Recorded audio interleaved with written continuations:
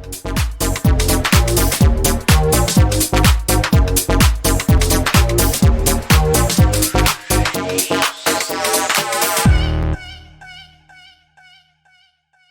everyone, welcome to the first edition of Creath Creatives. With us is Toju Clarke. Okay, so this is going to be the first edition of diving into the minds of artists, and we're going to ask him a couple questions so that he can give us a clear insight on what it means to be an artist, or his journey rather.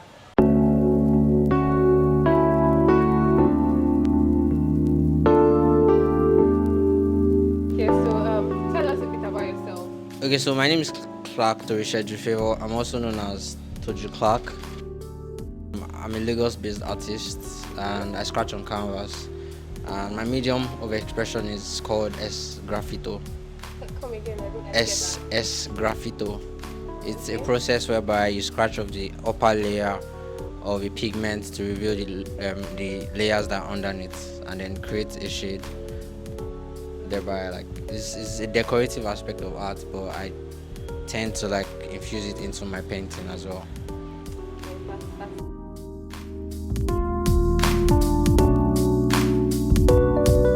art background, and how did you get into art? At what moment did you figure out that, oh, I want to do art? Okay, so it all started when I was really small. I think I was 8 years old. I used to watch my dad paint because my dad was also a painter. Oh wow, your dad is a painter too. Yeah, it was. It's late actually. So, That's awesome. Oh, but yeah, I'm sorry about that. no, it's fine. It's fine. So I used to watch him paint. He was an impasto painter at that time. So I mean, after watching him paint for so long, I decided I wanted to become an artist. I just wanted to try art at that time. Like I had no idea. Went to everybody goes to secondary school. You study art. You do probably an art-related course. And after my secondary school, I was asked, what do I want to do with my life? Like, what exactly do I want to go to school to study? And then I told my mom that I wanted to study art. How did she take it? It was it was every mother won't want their child studying art. You know how typical Nigerian parents are now. It's relatable. Very, Exactly. very So they'd be like, why not study this? I mean, they were pitching international relations to me because my sister at that time was studying international relations. So parents always want a professional career. They always want their children to shine in a better Yeah, career. and the thing is, at that time, the art industry wasn't really like big as it is now. At that time, every parent feels like if you're going to school to study art, you most likely come out and then become a roadside artist. So it was that initiative that she had that she didn't really want me to want to They study didn't art feel at like there was first. a lot of success in it. Exactly. So I mean, I was able to upscale that and Obviously. overshadow that, and I mean, I still went to school to study it. So I gained admission into Yaba Tech to study art. My first 2 years was interesting, and also enlightening too as well. Then after my first 2 years in school, I mean, before I even gained admission, I mean, jammed obviously jammed everybody. So Let's not go there. Let's not go there, but and then it was after my 2 year program. You have to specialize even while you're in uni, because I went to Polytechnic, Yaba College of Technology, okay. which is one of the biggest arts institution in Nigeria. So after my 2 year program, all my friends, typically all my friends were going back to school to like specialize in painting.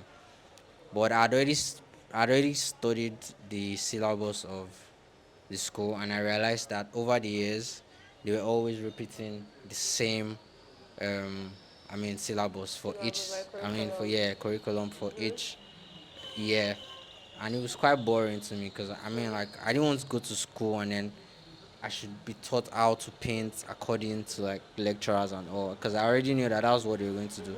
They were going to try and like form my Yeah, you art into wanted something something else. more advanced. Exactly. So even before I finished, straight back before I finished my OND, I met this guy who was doing something similar to what I'm doing right now. Okay. He was doing it as his final year project. It was in his final year, and he was doing something related to that. And so I asked him a couple of questions, and he told me. During the course of my 2 years out of school, I was pondering on what I wanted to do. So I was at home for like 2 years, but during that extended period of time, I was into so many things. I went to learn how to make shoes.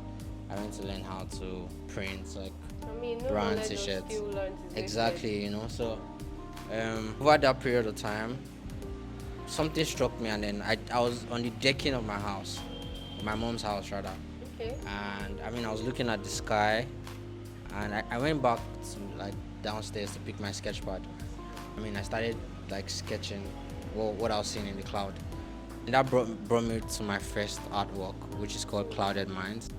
I'll show you guys very soon. So that was when I decided I wanted to scratch this out. So my mom gave me money to like get art supplies. I bought the At that materials point, and she was already everything. supporting you. She wasn't supportive. She just loved the idea of, oh, I wanted to do something. Okay. I need money to do this. And she's the kind of person that's always supported me in everything I want to do, regardless.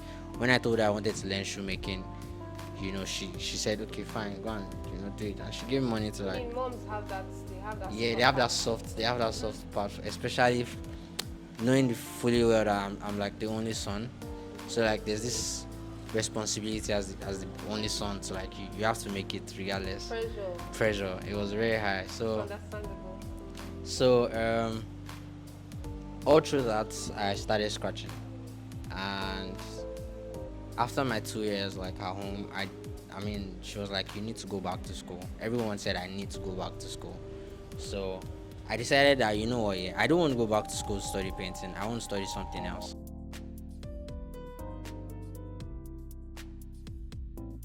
Everybody has something, or I would like to say artists actually in particular, they have something that inspires them, to create art. So what inspires you to create art?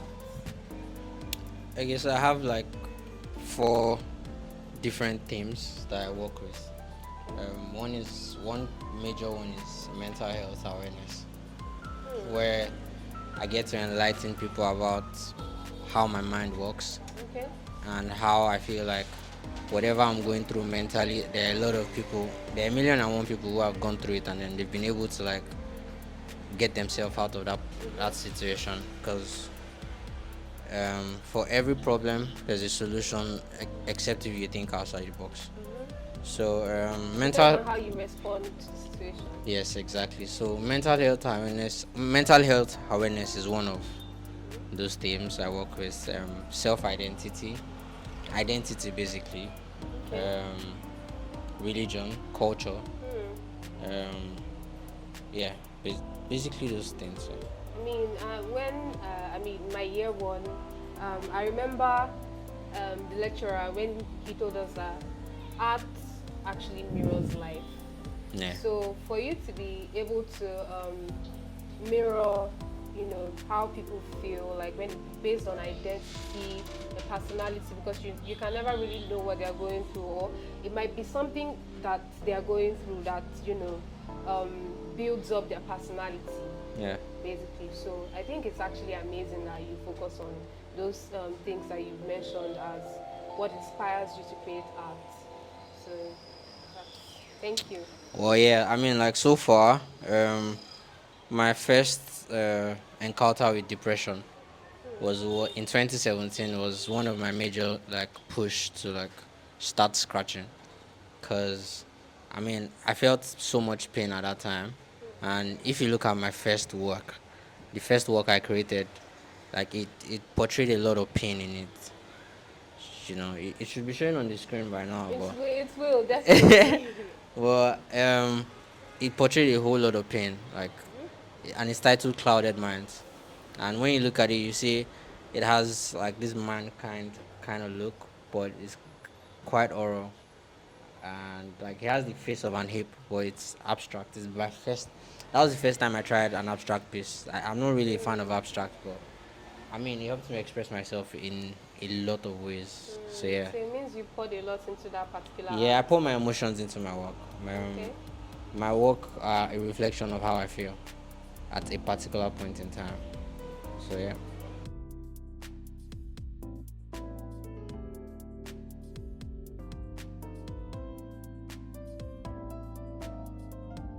I mean, looking at the piece, this one, you see that it has this conjoined feeling of a guy, which represents me and every other guy out there.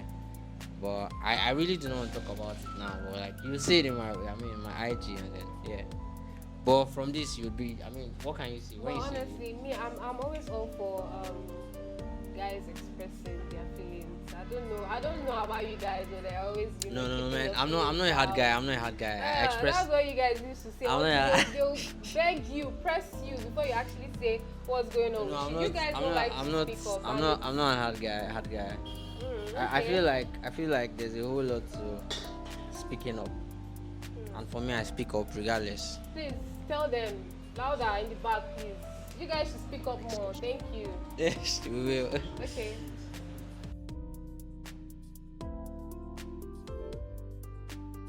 Okay, so what is the primary tool of your artworks? First off, it's known as Sgrafitto, Sgrafitto. I'm sorry, ITTO. Honestly, I think that's the first time I'm hearing about that particular kind of material when it comes to artworks. It's not it's a medium. The material being used is sharp objects, anything sharp. I scratch with anything sharp to like give my canvas a feel. And majorly I've been scratching on canvas for a very long time. I started in 2017, Okay. and if you look at my process from 2017 to now, I've kind of like evolved through patience and all. So I take my time more to like create my works, unlike before.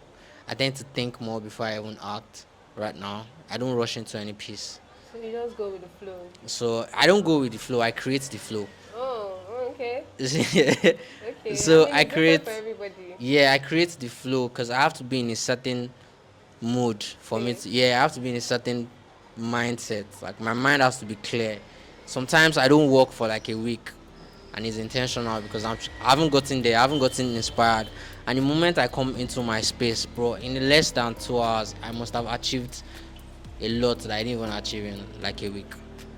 So like I need to get my mind prepared first. So um my medium is as graffito, scratching on canvas. Presently I am exploring scratching on print media, Okay. digital print media. So if you look at the work behind me, you see that like it has a feel of like print media. But let's not just go into that. There's a whole lot of material I still want to explore on. Okay. And with time, if you guys follow me at Clarke Dojo on Instagram, you'll be able to see more of my art there. Awesome.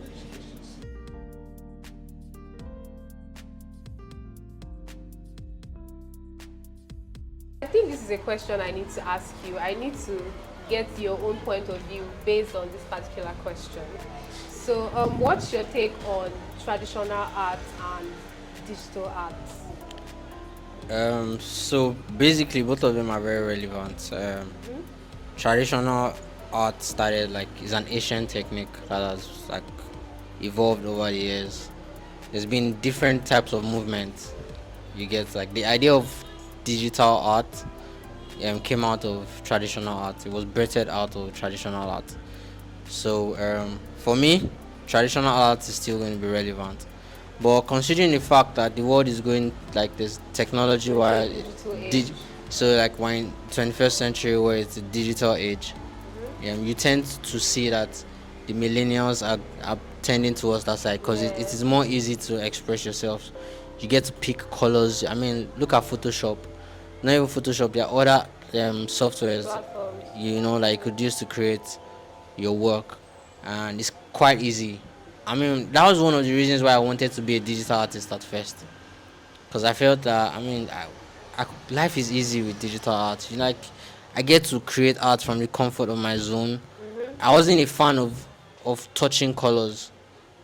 I didn't really like the idea of using brush to like paint. Yeah. But I preferred Like sketching on a digital. Like it was just really really comforting for me because I could make mistakes and undo. But Yeah, exactly. the thing about traditional art is it brings out the imperfectionist in you. Nobody's perfect, obviously. Nobody's We're human, perfect. so that's why we're not perfect.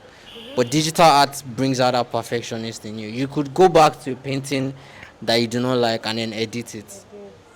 But for you to edit a traditional art, it is extremely difficult. Mm-hmm. It is probably impossible, because the moment you put a painting out there, if you decide to retouch it, that means you've killed the originality of the work. Mm-hmm. It doesn't become it won't become an original anymore. So Yeah, I that's why you think get to have I think it's something that most collectors actually love, like the imperfections in your work. yes, exactly, like Mm-hmm. aside from that, there are also traditionalists that moving into the perfection, like get trying to get things perfect. I mean, Mm-hmm. you'd see hyperrealism, for instance, where Yeah, I think I'm you starting get to like people. hyperrealism. It's kind of irritating the fact that you're trying to compete with lens. Okay. Because I mean, I feel like, bro, like, why are you an artist trying to compete with lens? Like, this is technology. You shouldn't be trying to compete with lens. But people find joy in trying to, like, be better than something that was created. Like, I mean, we're humans, obviously. There's this mindset of competitiveness. You're in the same space with somebody, but you want to be better than the person, regardless. Yeah, I mean, most people, like I said before, someone saying how art mirrors life, Yeah. and when it comes to hyperrealism, I think that's the perfect picture of like it mirrors life for some people that when you go to art galleries, and as someone that you don't really understand art, you just see it and you'll be like, oh, this artwork has actually pictured, has mirrored something that I can relate to. Yeah. But for Yeah. someone who has a deeper interest, like when you see the work, you're already picking a deeper meaning into the artwork. You can visualize what the artist was trying to portray in the artwork. That's like really diving into the artwork. So not a lot of people can do that, but for people that can do that, they would still love traditional art pieces. But when it comes to hyper realism, most people would relate quick. So I think it should be like that. If you weren't doing art, what would you be doing? What other profession do you think you would like to possibly dive into, or you wanted to go into? I think for a fact that I've studied something else Okay. other than art. And if I was going to study something else, it would be international relations. Because I mean, like, it was like one of those courses that was pitched to me by my sister Okay. and my mom. At that time, they were like, "Oh, why not just study something like readable?" So yeah, I mean, have like read something that I mean, when you come out of school, you'll be able to get a job. Like, that was the mindset. But I mean, as I grew older, mom still realized that I wasn't the kind of guy that would work with anybody. Like, I'm very stubborn, Same, man. same. Yeah, I understand. So, like, I hate taking orders. Like, I prefer to work with people rather than work for them. Because if I was working for anyone, Okay. they tend to boss me around, and it irritates me because I don't have a say. So but the moment I have a say, I become more creative. I take the like the work as mine, so I tend to do it as if it was my own. So like that. So I mean, most likely I would have been probably working with an embassy, or probably working for When it somebody. comes But I would to have studied international. collaboration, what medium of art do you think enhances that? First off, yeah, I want to let you know that traditional art is very, very important, regardless. You really do You have need, a thing for it. yes, because the truth of the matter is, you need to learn how to draw on paper. You need to learn how to draw on paper first before you be able to learn how to draw on an iPad. Like, if you really want to be very good, you want to be a very good artist, you need to learn how to draw on paper first. Fuck the iPad, fuck the computer. Like, you have to go back to your paper, pencil and paper. That's how it is. Back to the basics. Back to the basics. So, um, to enhance collaboration, traditional art would really go a long way, because um, imagine having two traditional artists create a masterpiece. So, for instance, here there was this guy Julius Agbaje and Olu Bankole. I I know actually, you Olubankole. know Yes, I do. Olubankole. They are both like expressionists. Like the way they create their paintings are like really, really mind blowing. And they both came together and then created two pieces Okay. at the same time and the same day.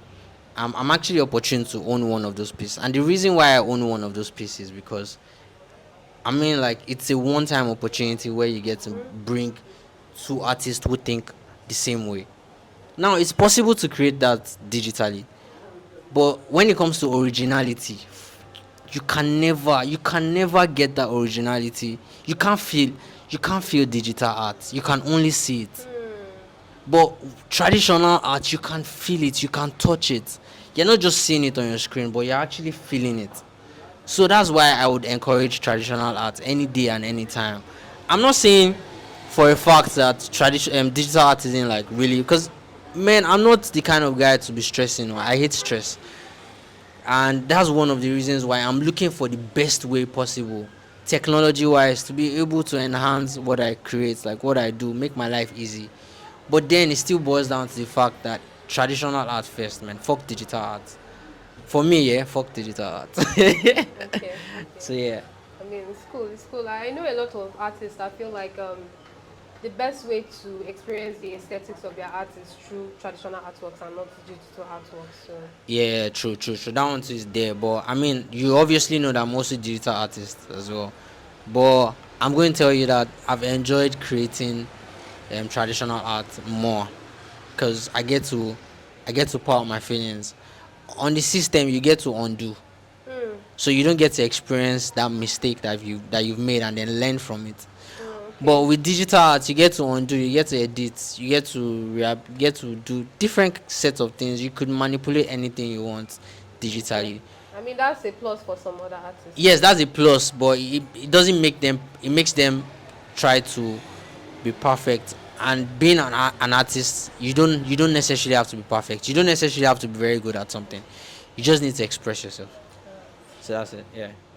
So the next question is the question I'd actually like you to touch on because I feel like only a fair amount of people are into art, like the art scene, the art atmosphere. Only a few people appreciate art. So I want to ask you about how you feel when it comes to art making a change in the world. Like, what do you think art have the ability to bring change to the world? Yeah, yeah, for a fact, for a matter of fact, everything in the world right now is art related. Every single thing, cars, Okay.